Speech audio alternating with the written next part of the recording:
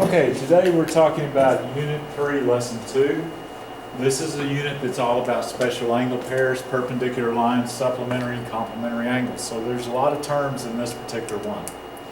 Okay, so let's take a look and see what we got. First thing we got is some definitions and terms. So we're going to consider special angle pairs that are formed by the intersection of two lines or rays. Okay, so when you have actually three rays here, then what we have is a thing called adjacent angles. These are angles that have a common vertex and a common side but no common interior point. So in other words, this angle is separate from this angle and they both have the same vertex back here at Q. Okay, so angle PQR, which is this one right here, is adjacent to angle RQS. Simply means that there's two angles that are exactly next to each other with a single side between them. Okay, vertical angles. This is formed by two lines crossing, so you're always going to see this characteristic X when you're talking about it. And what this happens is non-adjacent angles, or another way to say it is opposite angles are congruent. Okay, and vertical angles are always known as congruent angles. Okay. So in this case, angle AXD, which is this one right up here on top, and angle BXC are vertical angles. Okay? The next thing that we're looking at here is a linear pair of angles. These are adjacent angles, but the two angles together will always add up to a straight line, which is a straight angle, which is 180 degrees. Okay? So angle ABD and angle DBC together form a linear pair. And it will always look something like this, where you have a line and then you have a ray going off of it. Alright, let's look at the next set. Okay, the next set is going to be this. This is about perpendicular lines. So perpendicular lines means that you got two lines meeting at a 90-degree angle. So what happens is where these two lines meet like this, all four angles at this intersection are going to be 90 degrees. That's how you know that they're perpendicular. Also notice that there is a special symbol that means perpendicular is just simply an upside down T. Anytime you see that, you know that the angles will be 90 degrees.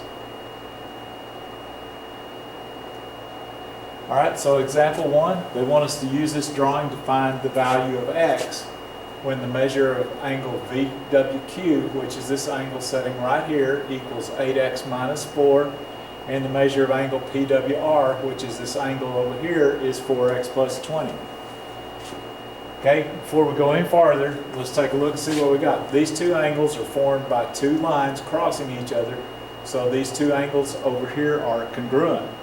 Since they're congruent, that means that we're going to be able to say that this angle and this angle are equal to each other, which means that we can then say that 8x minus 4 equals 4x plus 20 and solve for it.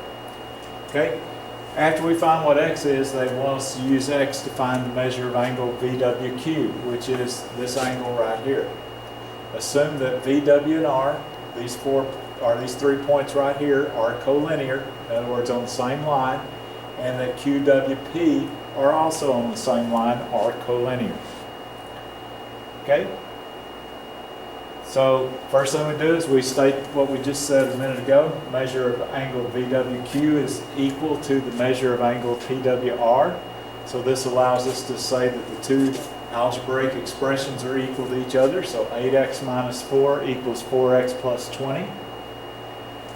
Okay, what we do here is we group the x's on one side and the numbers on the other side. So 8x minus 4x equals 20 plus 4. So 4x is equal to 24. Divide both sides by the 4, gives us that x is equal to 6. Okay, so they want us to find the measure of angle VWQ. So VWQ is represented by this 8x minus 4.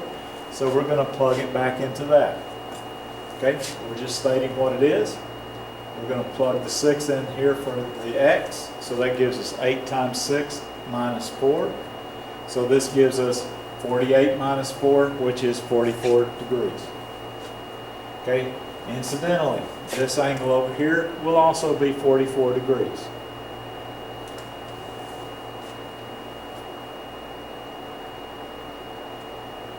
All right, so from example 1, we're using the same drawing, but this time they want us to find x when VWQ, which once again is this angle, equals 4x minus 20, and VWP, which is this one right here that's adjacent to it, is equal to 8x minus 4.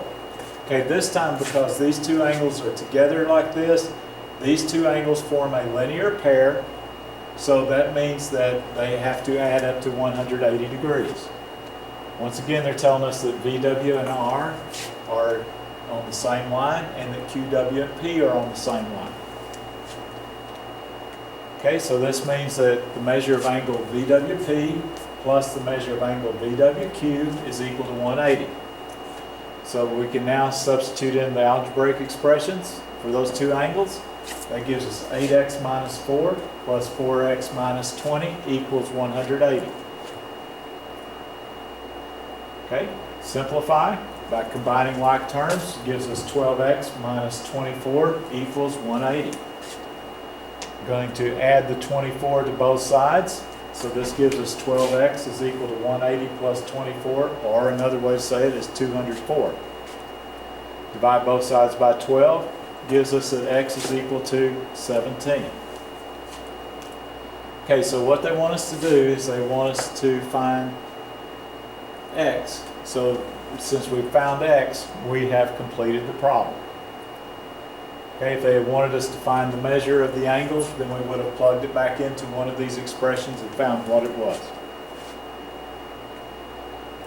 Okay, if the sum of the measures of two angles is 180 degrees, the angles are said to be supplementary. Okay, if the sum of the measures of two angles is 90 degrees, the angles are said to be complementary. The way to keep these straight is simply this: which comes first, 90 degrees or 180 when you're talking about numbers? Okay, you can keep them straight this way. Notice that they come in the same order alphabetically. So complementary comes in the alphabet before supplementary does, just as 90 comes before 180 with the numbers. Okay? To be either supplementary or complementary, the two angles do not necessarily have to be adjacent. So in other words, they could be completely in two different places. As long as they add up to those two numbers, they are said to be supplementary or complementary. Okay, example 3 says this: if angle 3 and angle 7 are complementary, and angle 3 measures 4z minus 11, and angle 7 measures z minus 9, they want us to find z and then use it to find the measure of angle 3. Okay, so here's where we start. We know that these two angles have to add up to 90 because it said they are complementary. Okay, so we can now use the algebraic part to figure out what z has to be. Okay, so 4z minus 11, which is what angle 3 was, is substituted in, and z minus 9 is substituted in for measure of angle 7. We combine like terms, which gives us 5z, and we also move the negative 20 to the other side as a positive 20, so it becomes 5z equals 90 plus 20, which equals 110. Divide both sides by 5, and that gives us that z is equal to 110 divided by 5, or 22. Okay, so they wanted us to find the measure of angle 3. So we're going to take this expression right here, plug the 22 back into it, and find out how big that angle is. So the measure of angle 3 is equal to 4z minus 11. 4 times 22 minus 11. So this gives us 88 minus 11 equals 77. So that angle 3 is 77 degrees. Okay, let's go back just for a couple of minutes and let you have a chance to get all this absorbed a little bit. Okay, anybody have a question about this? Be sure you write it on the post-it and put it in the parking lot. Okay, vertical angles. This is another thing that we're talking about here. Vertical angles are congruent or equal. Vertical angles are the opposite angles at the intersection of two lines. The angles in such a construction will be congruent. So what they're talking about is this. Angle 4 is the same as angle 2. Angle 1 is the same as angle 3. Okay, so if this one is 50 degrees, this one's 50 degrees. That would also force these two right here to add up to 180. So you can always find something with an intersection like this. Okay, so in summary, angle 1 is congruent to angle 3. Angle 2 is congruent to angle 4. Once again, if you have any questions, be sure you address that before we start tomorrow. And there will be post-it notes where you can put it on the parking lot. Thank you.